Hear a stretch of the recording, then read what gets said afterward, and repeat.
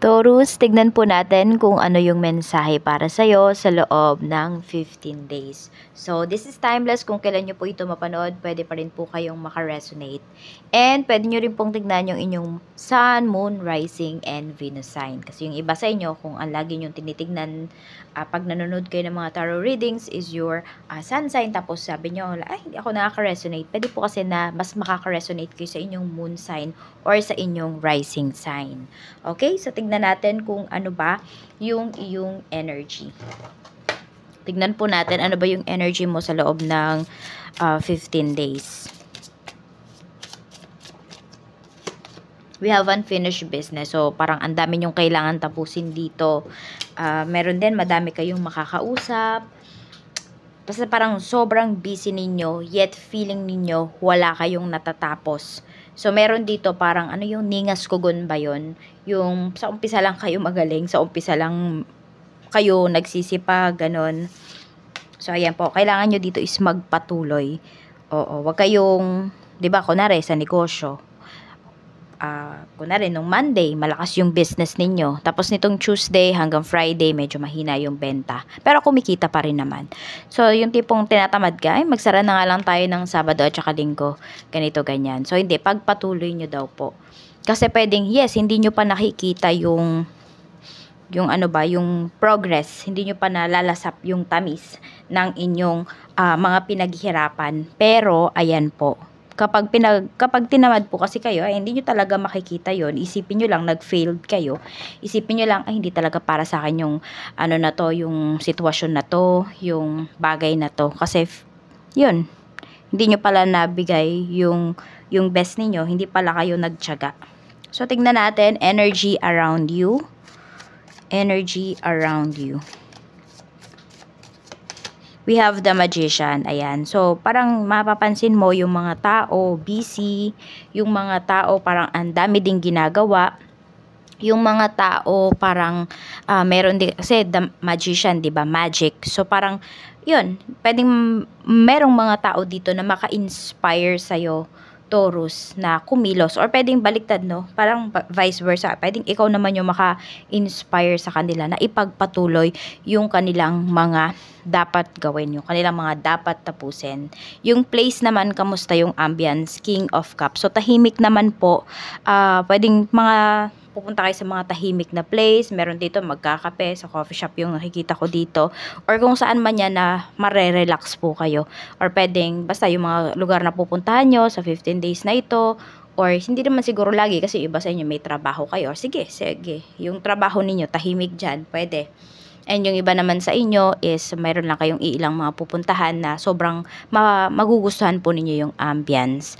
So, check natin saan ka ba dapat mag-focus. So, we have 8 of Swords. Sa mga bagay po talaga na hindi ninyo tinitignan. Sa mga bagay na binabaliwala ninyo, mag-focus ka doon. Kasi pa pwedeng doon mo, parang sabihin natin, meron kang makikitang gold doon sa mga bagay na yon or sa sitwasyon na yon. Parang mas ma-appreciate mo kasi yan. So, kailangan din ay, yes, pwede naman kayong lumabas sa inyong mga comfort zones. Pwedeng may mga meron kayong mga bagong itry na mga bagay. So, tingnan natin, ano pa spirit guide, mga dapat mong i-let go. Knight of Swords, galit, ano pa, Taurus, yung parang pagmamadali, ayan. Siguro yun nga, yung pagiging ningas kugon, let go nyo na yung yung ganong ugali, yung ganong nakasanayan po ninyo na sa umpisa lang kayo sinisipag, sa umpisa lang kayo may sigla.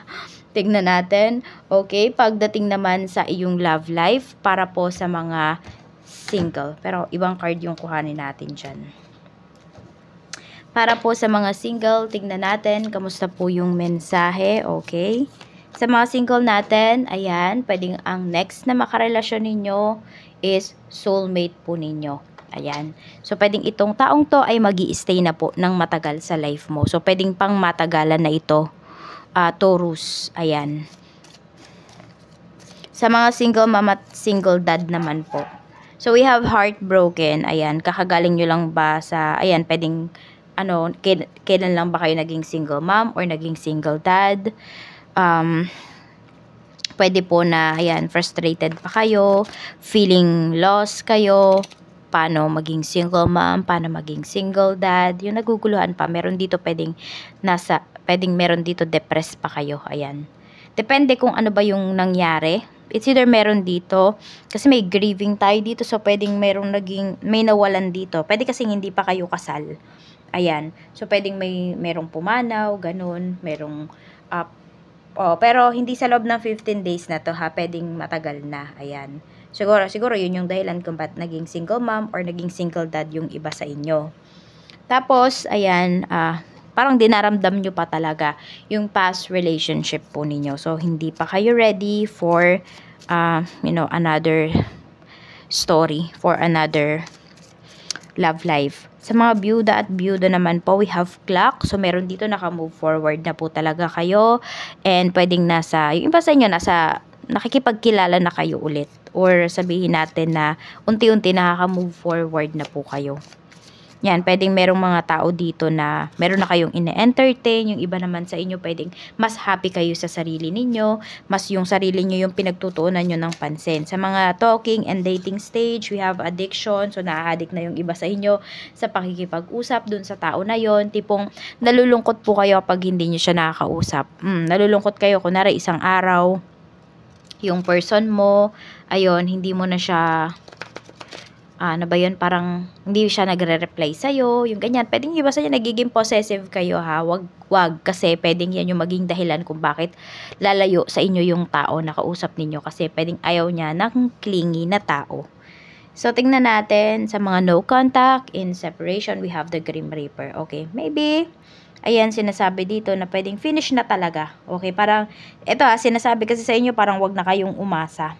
Yan, baguhin nyo daw yung buhay ninyo, mas i-improve ninyo yung life ninyo. Ipakita nyo dun sa tao na nang iwan sa inyo sa ere na hindi sila kawalan. That is your best revenge. Sa mga in a relationship naman po, we have the Sword and Rose. Okay, meron ba dito hindi nyo pa pinapublic yung inyong relationship?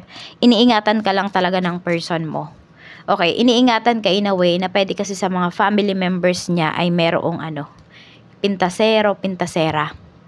May mga ganon. Alam mo yung kahit wala namang maipipinta sa'yo, pinakisamahan mo sila ng mabuti, may masasabi at may masasabi.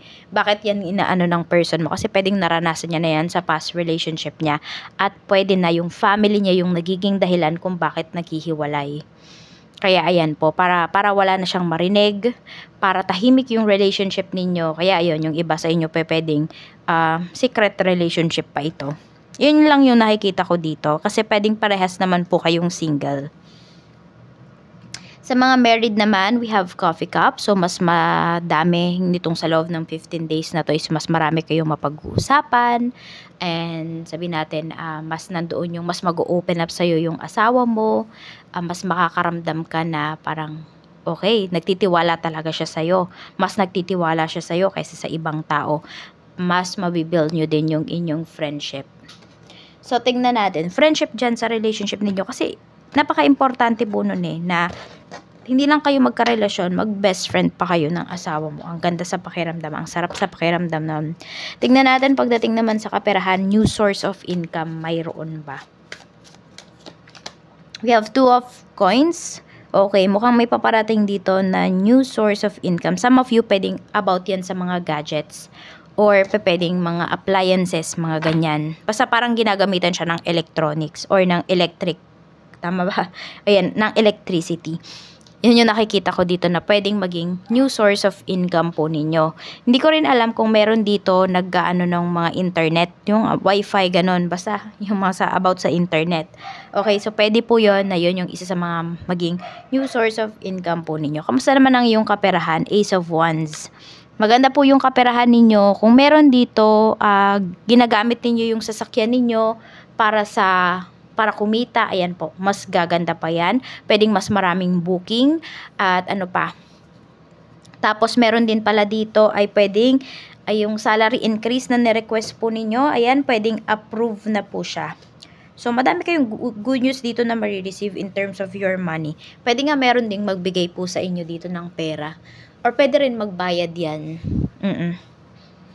Taurus. So, tingnan natin ano pa yung mensahe for you.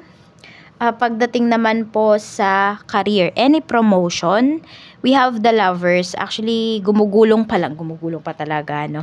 Okay, yung promotion. Kasi yung iba po sa inyo, pwedeng hindi talaga kayo para dyan sa trabaho ninyo. Sa current career nyo ba? Parang hindi nyo kasi dyan mararanasan yung momentum talaga or yung pinaka-peak ng inyong career for some of you. So, parang wala pa kayo dun sa tamang place, tamang trabaho. Tingnan natin, sa mga may current job, we have page of wands. So, di ba yan? Pwedeng may ibibigay sa'yo ng new projects. Okay. So, yung new project na to, pwedeng dyan, dito ma-dictate, dito ibe-base. Ayan. Dito ibe-base kung kayo po ay mapopromote. Pero ayan, may new project na ibibigay sa'yo dito. Tignan natin. Pwedeng big project yan, pwedeng small project yan, basta sa'yo yan ibibigay.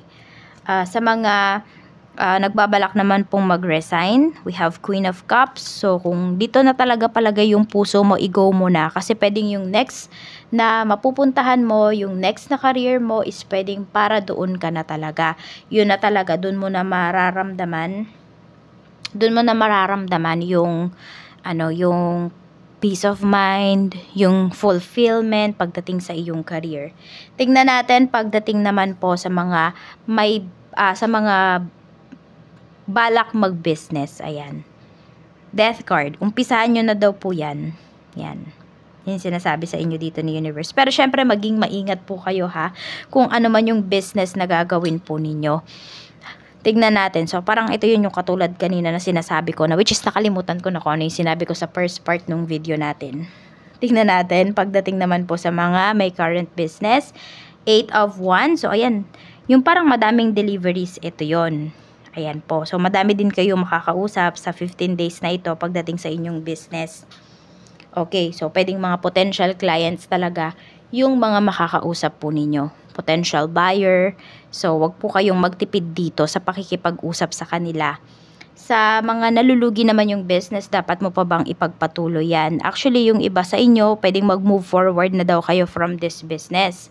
Meron naman, sinasabihan kayo dito, ituloy nyo daw, ilaban po ninyo.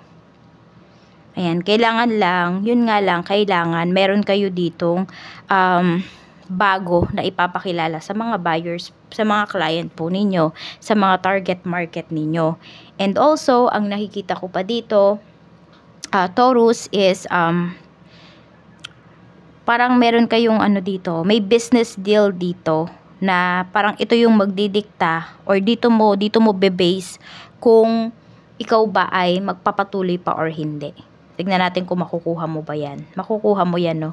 So, yung iba sa inyo, magpapatuloy pa talaga kayo dito sa inyong business. So, go nyo lang po yan. Tignan natin ano ba yung mga blessings na pwede mong ma-receive. Tignan po natin ano ba yung mga blessings na pwede mong ma-receive. Mga blessings po na pwedeng ma-receive ni Taurus. Mayroon tayo ditong baby. Okay, itong baby na to, pwedeng ito po ay literal na baby. For some of you, pwedeng ito ay puppy or kitten or any pets. Ayan po, kasi yung iba sa inyo pwedeng mahilig kayo sa mga hayop. We have cat. Baby cat. For some of you, ayan, manganganak ba yung may pusa ba kayo, manganganak, or may aso kayo, manganganak. Ayan, award.